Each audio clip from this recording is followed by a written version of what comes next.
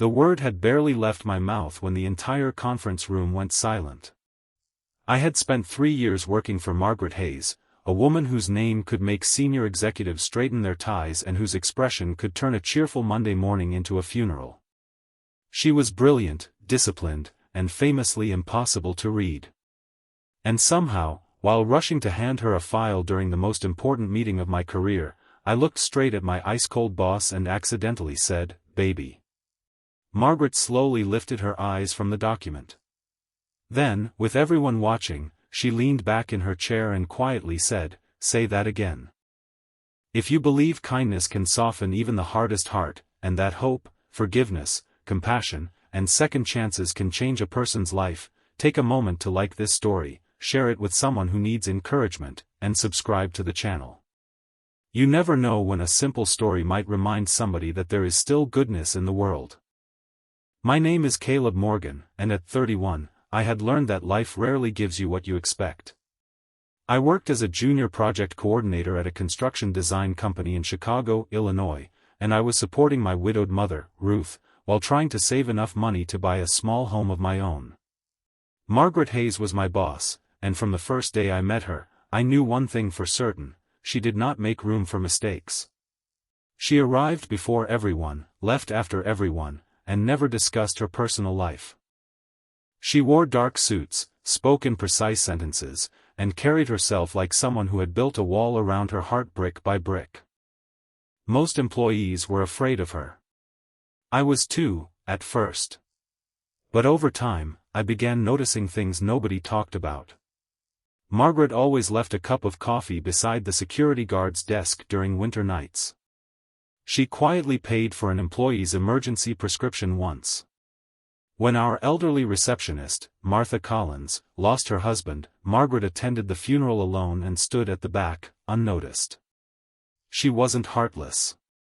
She was simply very good at hiding her heart. The day everything changed began with disaster. Our company was presenting a major redevelopment proposal to a group of investors, and I had spent weeks preparing the final presentation. Minutes before the meeting, Margaret discovered that several figures in the financial report were wrong.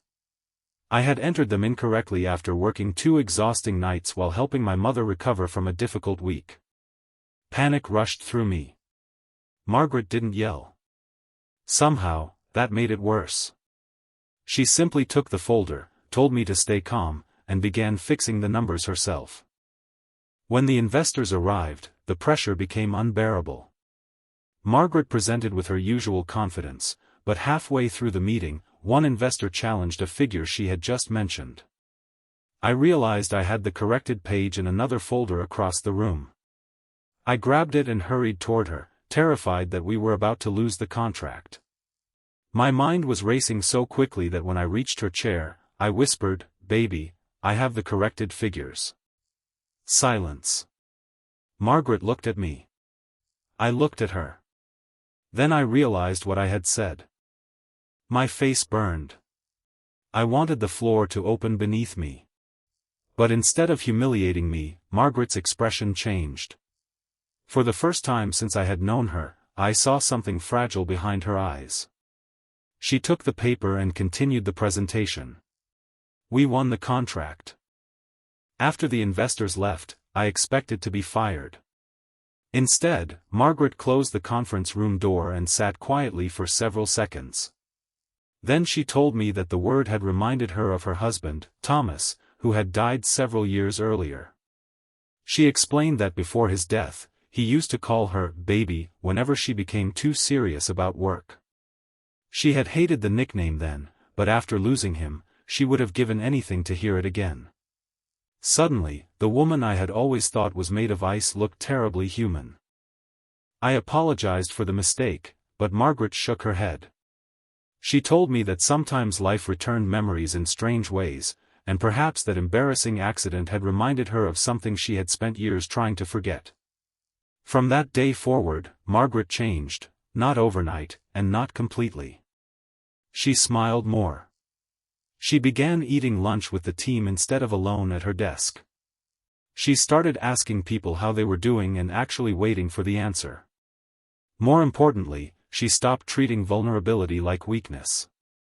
Months later, our company opened a community design program for families who couldn't afford professional help renovating their homes. Margaret personally funded the first project. When I asked why, she said Thomas had always believed that a home wasn't made beautiful by expensive furniture, but by the people who felt safe inside it.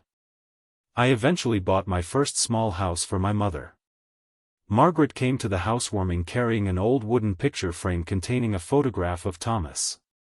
She placed it on the mantel and told me that kindness had a strange way of finding its way back to the person who gave it. If this story touched your heart, please support the video with a like, share it with someone who believes people can change, and subscribe so more stories of hope and second chances can reach those who need them. And before you leave, tell me in the comments, have you ever made an unexpected mistake that ended up changing your life for the better? I would truly love to hear your story. Years later, I still remembered that embarrassing moment in the conference room. I had accidentally called my ice-cold boss, baby, but what I didn't know then was that one careless word would help melt a wall that grief had taken years to build. Margaret never became the same woman again, and neither did I. Sometimes, the smallest mistakes aren't meant to ruin our lives. Sometimes, they are the unexpected doors through which healing finally walks in.